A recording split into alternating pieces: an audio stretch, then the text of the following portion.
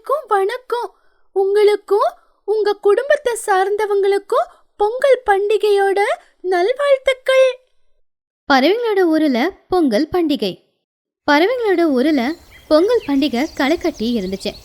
எல்லாரும் வீட்டு வாசல்லையும் அந்த குளிர்ல கோலம் போடுறது, அப்படி பசங்க எல்லாரும் சந்தோஷமா விளையாடுறது பார்க்கவே நல்லா இருந்துச்சு. ஒவ்வொரு வருஷமும் ஊர்ல பொங்கல் பண்டிகை அன்னைக்கு நிறைய போட்டிகளை வைப்பாங்க. ஆனா சிச்சு காக்கா கஷ்டமே படாம இந்த போட்டியில ஜெயிக்கணும்னு ஆசைப்பட்டு எப்படி பாடத்தை கத்துக்கிட்டா, துணி நேர்மையால எப்படி ஜெயிச்சா அப்படிங்கறத பார்க்கலாம். அது ஜனவரி மாசம். தரையிலேயே பனி அதிகமா இருந்துச்சு. மரங்கள் எல்லாமே அந்த குளிர்ல நடுங்கிற மாதிரி தான் இருந்துச்சு அது அசைற பார்க்கும்போது. ஆனா அந்த குளிர்லயும் ஒரு நாள் எல்லாரும் ரொம்ப ஆரவாரமா இருந்தாங்க. ஏன்னா அன்னைக்குதான் போகி பண்டிகை. காலையிலே துணி புஜி 2 பேரும் எழுந்திருச்சு வீடு எல்லாத்தையுமே சுத்தம் செஞ்சுக்கிட்டு இருந்தாங்க. ஊருக்கு நடுவுல போகி நெருப்பு போட்டு எல்லாரும் சுத்தி உக்காந்துக்கிட்டு இருந்தாங்க. அப்போ துணி வாசல் பெருக்கிக்கிட்டு, புஜி சீக்கிரம் வாமா, எல்லாரும் கிளம்பி போகி பண்டிகைய கொண்டாட போய்கிட்டு இருக்காங்க. நம்மளும் நம்ம வயலுக்கு போய் காஞ்சி போன புல்லு கொண்டு போனோம்ல. சரியம்மா, நான் வந்துகிட்டு இருக்கேன், நீங்க போங்க. பெட்ஷீட்டெல்லாம் எடுத்து போட்டு வர நேரமாகும். சின்னு பன்னு எல்லாரும் போயிருப்பாங்க. நானும் கூட கிளம்பி வரேன். எல்லாருமே ஆலமரத்துக்கு கிட்ட வந்தாங்க. அங்க சோட்டு, மகிக்கழுகு, லூசி எல்லாருமே பார்க்கறதுக்கு ரொம்ப சுறுசுறுப்பா இருந்தாங்க. எல்லாரும் அந்த குளிர்ல குளிர் காஞ்சிக்கிட்டு இருந்தாங்க. ஆனா சிச்சு காக்கா, சின்ன காக்கா 2 பேரும் மட்டுமே அங்க இல்ல. அப்போ சோட்டு கிளி எல்லா இடத்தையும் பார்த்து, என்ன துணி, நம்ம ஊரோட ஆல்ரவுண்டர் சிச்சு இன்னும் வரவே இல்ல. இந்த குளிருக்கு வர பயந்துகிட்டு இருக்காளா? ஆமா சோட்டு, நம்ம சிச்சு எப்பவுமே அப்படிதான், வேலைன்னா வரவே மாட்டா, சாப்பிடுறதுக்குன்னா ஓடி வந்துருவான். தள்ளுங்க தள்ளுங்க, மகாராணி அம்மா வராங்க, தள்ளுங்க தள்ளுங்க அப்படின்னு சின்ன காக்கா கத்திக்கிட்டே வந்தான். பின்னாடி சிச்சோ நடந்து வந்துகிட்டு இருந்தா. எல்லாரும் அதை பார்த்து சிரிச்சாங்க. அப்ப லூசி சிரிச்சுக்கிட்டே, என்ன சிச்சு, நீ போகி பண்டிகை கொண்டாட வரியா இல்ல இமாலயத்துக்கு ட்ரக்கிங் வரியா? சிச்சு காக்கா குளிர்ல நடுங்கிக்கிட்டு, அட லூசி, என்ன சொல்றீங்க? உங்களுக்கெல்லாம் இந்த குளிர் தெரிய மாட்டேங்குதான். எனக்கு எவ்வளோ குளிர் எடுக்குது.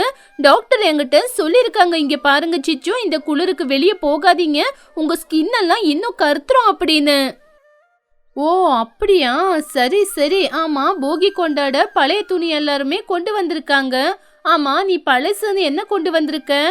பழைய பிளாஸ்டிக், பேப்பர் எல்லாம் கொண்டு வந்திருக்கியா? அதெல்லாம் கொளுத்த கூடாது. அட குஹு, நீ என்ன பார்த்து என்ன நினைச்சிருக்க? நான் என்விரான்மெண்டோட லவ்வர், நான் போய் அப்படி பண்ணுவேனா? இங்க பாரு, நான் ஐஸ்கிரீம் குச்சை கொண்டு வந்திருக்கேன். இதை மட்டும் நெருப்புல போட்டா அப்படியே வெண்ணிலா வாசனை வரும், புகையெல்லாம் வரவே வராது. எல்லாரும் அதை பார்த்து சிரிச்சாங்க. சிச்சு காக்கா ஐஸ்கிரீம் குச்சிய கொண்டு வந்திருந்தா. அவ அதை தூக்கி எரியிற நெருப்புல போட்டா. நெருப்பு பக்குன்னு அதிகமாச்சு. அந்த அனல்ல எல்லாரும் சந்தோஷமா குளிர் காஞ்சிக்கிட்டு இருந்தாங்க. பசங்க விளையாடிக்கிட்டு இருந்தாங்க. போகி போகி, குளிரெல்லாம் குறைஞ்சு போயிடும் அப்படின்னு டான்ஸ் ஆடினா. ஏ சின்னு, நெருப்பு அதிகமா இருக்குடா, அது கிட்ட போவாத, உன்னோட ஸ்கின் எல்லாம் வெந்துரும். அப்படி கொஞ்ச நேரத்துல சூரியன் மெதுவா வெளியில வந்தான். அப்போ ஊருக்கு தலைவியான மகிக்கழுகு எல்லார்கிட்டயும் இப்படி சொல்லுச்சு, இங்க பாருங்க பறவைங்களா, எல்லாரும் கேட்டுக்கங்க. இந்த பொங்கல் பண்டிகைக்கு நம்ம நிறைய போட்டிங்களை வச்சிருக்கோம். ஒன்னு கோலம் போட்டி, இன்னொன்னு பட்டம் விடுற போட்டி. இதுல யாரு ஜெயிக்கிறாங்களோ அவங்களுக்கு துணி கையால செஞ்சு இனிப்பு பொங்கல் பரிசா கிடைக்கும். சக்கரை பொங்கல் அப்படின்னு சொன்ன உடனேயே சிச்சு காக்கா ரொம்ப சந்தோஷப்பட்டுச்சு. சின்ன காக்காவுக்கும் சக்கரை பொங்கல் ரொம்ப பிடிக்கும். அதனால அவங்க அம்மாவை இழுத்து, அம்மோ, பொங்கலாம் பொங்கல் எனக்கு வேணும். அதுல நெய், திராட்சை, கோடம்பி எல்லாம் போட்டிருப்பாங்க. அப்போ சிச்சு காக்கா ரொம்பவும் கெத்தா, சும்மா இருடா, இந்த தடவை நம்ம தான் ஜெயிக்க போறோம். எல்லாரும் புள்ளி வச்சு கோலம் போட்டா நம்ம கின்னிஸ் ரெக்கார்ட் பண்ற மாதிரி நல்ல ஹார்ட்ட வரையலாம்டா. அன்னைக்கு சாயந்தரம் கோல போட்டி தொடங்குச்சு. எல்லாரும் அவங்கவுங்க வீட்டு வாசல்ல கோலம் போட்டுக்கிட்டு இருந்தாங்க. துணி ரொம்பவும் அழகா, ரொம்பவும் பொறுமையா பழைய காலத்து ரத கோலத்தை போட்டா. இன்னொரு பக்கம் சோட்டுக்கிளி கலர்ஃபுல்லான பூவை வச்சு பொங்க பானைய கோலமா போட்டிருந்தா. ஆனா ஒரு பக்கம் சிச்சு காக்கா மட்டும் அப்படியே தான் நின்னுக்கிட்டு இருந்தா. அவளுக்கு கோலம் போட தெரியாது. ஆனா போட்டியில ஜெயிக்கணும். அதுக்காக அவ ஒரு ஐடியாவை யோசிச்சா. டே சின்னு, நீ முதல்ல போய் அந்த கலர் பொடியெல்லாம் கொண்டு வாடா. நம்ம இப்போ மாடர்ன் ஹார்ட்ட வரையலாம். எல்லாரும் புள்ளி வச்சு கோலம் போட்டா நம்ம மாடர்ன் ஹார்ட் வரையலாம். அது யாருக்குமே புரியக்கூடாது. புரியாததுக்கு தான்டா மதிப்பதிகம். சிச்சு காக்கா வாசல்ல கோலம்லாம் எதுவும் போடல. அப்படியே அந்த கலர் பொடியை மட்டும் அங்கங்க கொட்டி வச்சிட்டான். அதுல பச்சை, சிகப்பு, நீலம், பிங்க் இந்த மாதிரி கலருங்க இருந்துச்சு. அது எல்லாத்தையும் கொட்டிட்டு காலாலேயே அதை தடவி விட்டான். அது பாக்குறதுக்கு யாரும் தெரியாம கலர் பொடியை கொட்டின மாதிரி இருந்துச்சு. துணிக்குருவி அதை பார்த்து, சிச்சு, கோலம் அப்படின்னா புள்ளி வச்சு கோலம் போடுவாங்க, நீ என்னத்தையோ கொட்டி வச்சிருக்கிற மாதிரி இருக்கு. இங்க பாரு துணியே, உனக்கு இதெல்லாம் புரியாது. இததான் அப்டிராக்ட் ஆர்ட் அப்படின்னு சொல்லுவாங்க. இது உனக்கெல்லாம் புரியாது. புரியாததுக்கு தான் மகிமை அதிகம். நீ வேணா பாரு, இதுக்கு தான் முதல் பிரைஸ் கிடைக்கும். அப்போ திடீர்னு காத்து வீச ஆரம்பிச்சுது. அடிச்ச காத்துல சிச்சு கொட்டி வச்சிருந்த அந்த கோலப்பொடி எல்லாமே பறந்து போய் குஹுவோட உடம்புல ஒட்டிக்கிச்சு. வெள்ளையா இருந்த குஹு இப்போ கலர்ஃபுல்லா மாறிட்டான். அப்போ குஹு பார்த்து சிச்சுவை பார்த்து, ஏ சிச்சு, என்ன நீ கோலப்பொடி எல்லாம் ஏன் மேல கொட்டி வச்சிருக்க? நீயும் உன்னோட மாடர்ன் ஹார்ட்டும். அப்போ ஜட்ஜா வந்த மகிக்கழுகு, அட சிச்சு, என்ன இது பக்கத்துல இருக்கிறவங்க மேல கோலம்பொடிய கொட்டி வச்சிருக்க? துணிய பாத்தியா, இவ்வளவு அழகான கோலத்தை போட்டு முதல் பிரைஸ வெற்றி அடைஞ்சிருக்கா. நீயும் இருக்கியே. சின்ன பாவம் ரொம்ப கவலையா, அம்மா, என்னோட பொங்கல் போச்சு. டேய், போனா போட்டும், சும்மா இருறா. பட்டம் விடுற போட்டி இருக்கு, நம்ம கிட்ட ஒரு வெப்பன் இருக்கு. அடுத்த நாள் பொங்கல் பண்டிகை. அடுத்த நாள் ஆகாயத்துல கலர்ஃபுல்லான காத்தாடி பறந்துகிட்டு இருந்துச்சு. இன்னைக்கு அந்த ஊர்ல இருக்கிற எல்லாருக்குமே காத்தாடி விடுறதுதான் பெரிய போட்டியே.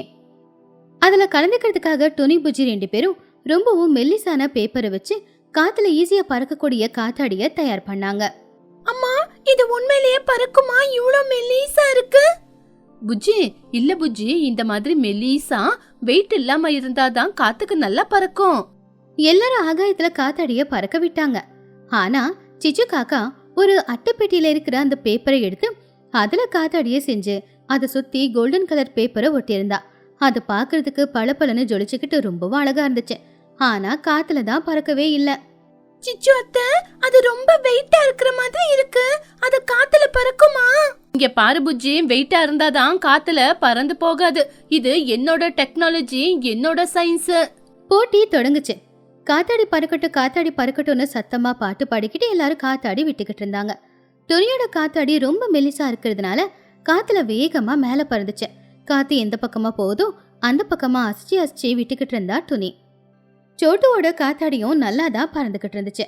ஆனா சிச்சு காக்காவோட காத்தாடி, டே சின்னு, அந்த நூலை புடிச்சுக்கடா, இப்ப பட்டம் விட போறேன். ரெடி, 1 2 3. சிச்சு காக்கா அதோட காத்தாடிய காத்துல பறக்க விட்டுச்சு. அது பறக்கிற மாதிரியே பறந்து அதுக்கப்புறம் வெயிட் அதிகமானதுனால கீழே வந்து விழுந்துருச்சு. அதுல ஒட்டிக்கிட்டு இருந்த எல்லாமே உடைஞ்சு போச்சு. அம்மா, இந்த பட்டம் பறக்கவே மாட்டேங்குது, ரொம்ப வெயிட்டா இருக்கு. டேய், உனக்கு ஒன்னும் தெரியாது, சும்மா இரு. அதுக்கு காத்து இல்ல. துணியே கொஞ்சம் காத்த வீசு. மஹி சிரிச்சுக்கிட்டே, சிச்சு, என்னது இது? உன்னோட பட்டம் பறக்கவே மாட்டேங்குது. இவ்வளவு வெயிட்டா இருந்தா அது எங்க பறக்க போகுது? உனக்கு ஒண்ணுமே தெரியலையா? ஐயோ, உங்களுக்கு தான் ஒன்னும் தெரியல. கொஞ்ச நேரம் வெயிட் பண்ணுங்க, எப்படி பறக்க போகுது பாருங்க. சிச்சு காக்கா காத்தாடிய பிடிச்சுக்கிட்டு அந்த மைதானம் முழுக்க ஓட ஆரம்பிச்சா. அவ எவ்வளவுதான் வேகமா ஓடினாலும் சரி, காத்துல அந்த காத்தாடி பறக்கல. ஒவ்வொரு தடவையும் கீழே தான் வந்து விழுந்துகிட்டு இருந்துச்சு. அதை பார்த்து பாவம் சின்ன காக்கா அழவே ஆரம்பிச்சிட்டான். பாவம் சிச்சு, பட்டம் பறக்குதோ இல்லையோ, சிச்சு தான் பறக்குது. போட்டி முடிஞ்சுது. ரொம்பவும் உயரமா பறந்த துணியோட காத்தாடிக்கும் ரொம்பவும் அழகா பறந்த சோட்டுவோட காத்தாடிக்கும் தான் பரிசு. இந்த போட்டியில ஜெயிச்சது கூட துணிதான். அந்த பட்டம் சிம்பிளா இருந்தாலும் ரொம்ப மெல்லிசா, வெயிட் இல்லாம நல்லா இருக்கு. போட்டியில தோத்ததுனால ரொம்ப கவலையா சிச்சுவும் சின்னமும் போகும்போது துணி அவங்கள கூப்பிட்டு, சிச்சு, நீ எங்க கிளம்பிட்ட? உண்மையான பண்டிகை இப்பதான் ஆரம்பமாக போகுது. சிச்சு தலை குனிஞ்சு, இல்ல துணியே, நான் வீட்டுக்கு போறேன். எல்லாத்துலயும் நான் தோத்துட்டேன். எனக்கு அந்த பொங்கல் கூட கிடைக்கல. ஐயோ பைத்தியக்காரி, பண்டிகை அப்படின்னா இந்த மாதிரி கிளம்பி வீட்டுக்கு போறது இல்ல. எல்லாரும் கூட சேர்ந்து ஒத்துமையா பண்டிகைய கொண்டாடுறது. சிச்சு அதை பார்த்து ஆச்சரியப்பட்டா. இந்த சிச்சு, நான் ஜெயிச்ச சக்கரை பொங்கல், நீ இல்லாம சக்கரை பொங்கல் என்னோட தொண்டையில இறங்குமா சொல்லு? துணிக்குருவிக்கு பரிசா கிடைச்ச அந்த சக்கரை பொங்கலையும் வீட்டுல அவ செஞ்சிருந்த பலகாரம் எல்லாத்தையும் எல்லாருக்குமே சாப்பிட கொடுத்தா. அப்போ சின்னு அதை சாப்பிட்டு பார்த்து, வாவ் அத்தை, ரொம்ப நல்லா இருக்கு. அம்மா, நீங்க ஜெயிச்சிருந்தாலும் இந்த மாதிரி செஞ்சிருக்க மாட்டீங்க. அப்ப சிச்சு காக்கா சின்னுவோட தலையில கொட்டு கொட்டி, டேய், வாய மூடுறா. துணி, இந்த பொங்கல் அமிர்த மாதிரி இருக்கு. நான் மட்டும் ஜெயிச்சிருந்தா இந்த பொங்கலை எடுத்து வச்சிருப்பேன், யாருக்குமே கொடுத்திருக்க மாட்டேன்.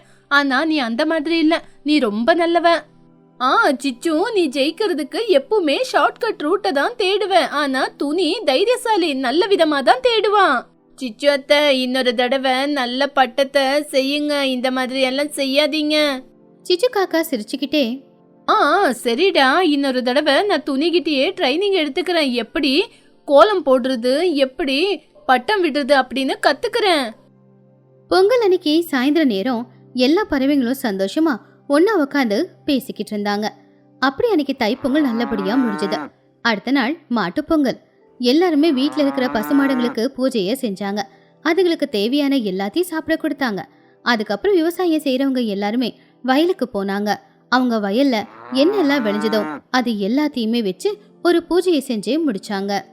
நண்பர்களே, நீங்க மட்டும் இல்லனா எங்களோட விளைச்சல் நல்லபடியாவே வந்திருக்காது அப்படின்னு மாடுங்களுக்கு தீவனத்தை போட்டாங்க.